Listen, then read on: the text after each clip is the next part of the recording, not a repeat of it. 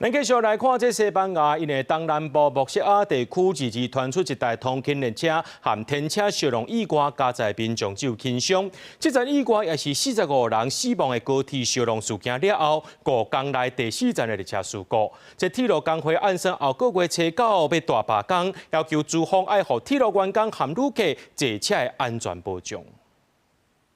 互吊车吊手击到的这台通勤列车，车身规片玻璃拢碎去，车头嘛有明显去下弄到的痕迹。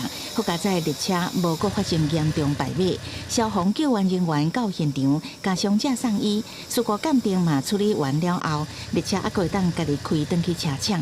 这是伫18南部安达洛西亚地区阿达木斯高铁相撞事故了后，短短5天内的第4件铁路列车意外，拢总造成46个人死亡，至少187个人受伤。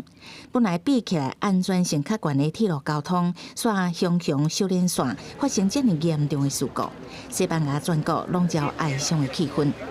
加泰隆尼亚地区的火车司机为了爱资方会当改善工作环境的安全性，所以发起罢工。估计对40万的旅客因为出外会造成影响。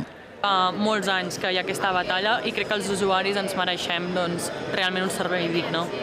西班牙上大的铁路工会也计划要伫后个月初9至12进行拢总3天的大罢工，要求必须爱护铁路员工甲旅客完整的安全保障。